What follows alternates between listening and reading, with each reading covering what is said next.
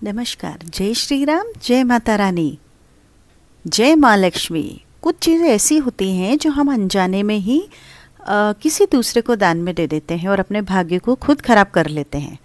आजकल देखा जाता है कि बहुत सारे लोग अपने जीवन की बर्बादी की ओर ले जा रहे हैं, क्योंकि कुछ लोग दान करते समय ऐसी चीज़ें दे देते हैं जो उन्हें दान नहीं करना चाहिए। हिंदू शास्त्रों में ऐसा कहा जाता है कि जो भी इंसान इन 5 चीज़ों में से किसी को देता है तो वह अपनी ज़िंदगी को खुद बर्बाद कर रहा है और अपने भाग्य को खुद मिटा रहा है। अगर आप भी इन 5 चीज़ों में से किसी दूसरे को या उसकी भलाई के लिए ही कोई चीज़ दान में दे रहे हैं तो समझो आप अपने भाग्य को खुद खराब कर रहे हैं। तो चलिए जानते हैं कौन सी वह 5 चीज़ें। पहली चीज़ है पत्नी के गहने। सनातन धर्म में औरतों के आभूषणों को माता लक्ष्मी देवी का प्रतीक माना जाता है।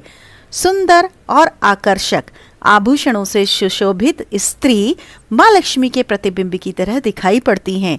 इसलिए जब भी हम गहने खरीदते हैं तो सबसे पहले माँ लक्ष्मी के सामने रखकर उनकी पूजा करते हैं और उसके बाद ही हम अपने शरीर पर धारण करते हैं। हिंदू धर्म में घर की स्त्रियों को घर की लक्ष्मी माना जाता है। उनके गले में आभूषणों का होना सुख समृद्धि को दर्शाता है। इसलिए अपनी पत्नी के गहने कभी किसी को उधार में न दें या दान में न दें। दूसरों को इस्तेमाल के लिए कभी भूलकर भी कोई चीज़ नहीं देनी चाहिए गहने में से। खासकर सुहागिन महिलाएं अपना मंगलसूत्र, पायल, बिछिया कभी किसी अन्य महिला को इस्तेमाल के लिए न दें। इससे अपने घर की बरकत और भाग्य भी उन्हीं गहनों के साथ चले जाता है और माँ लक्ष्मी बेहद नाराज हो जाती हैं।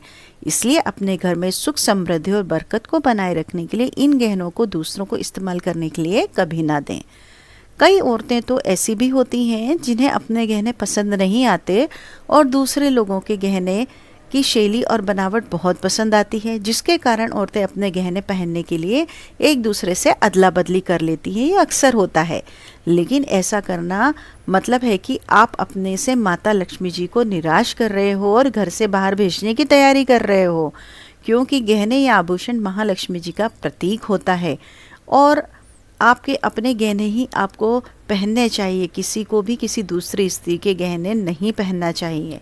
दूसरी चीज़ है घर की झाड़ू।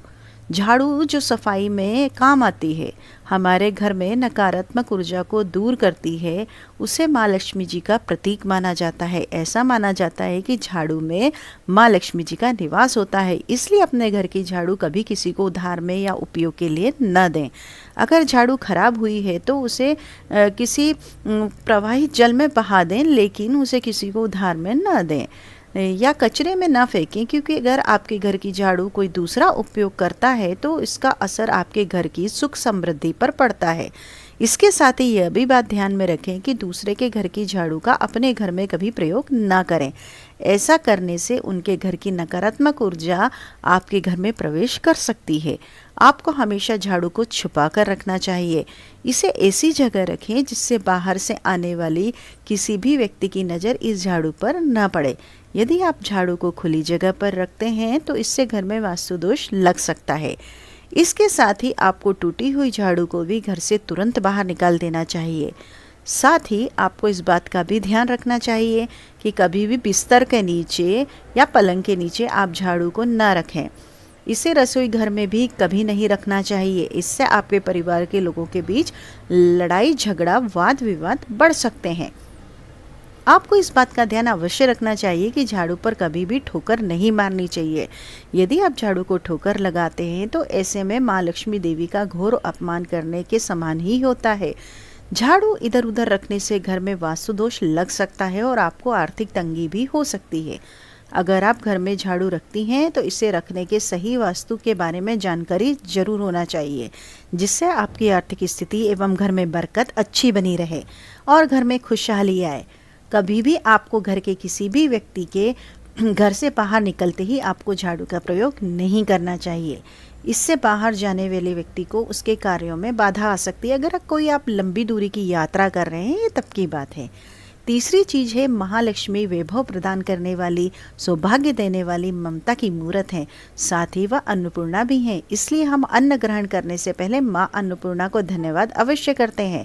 रसोई घर की शुद्धता और संपन्नता उतनी ही आवश्यक होती जितनी घर की जो रसोई चकला, बेलन, तवा जी हाँ, आप रसोई घर का चकला, बेलन और तवा दूसरों को कभी भी इस्तेमाल के लिए या उधार में नहीं देना चाहिए।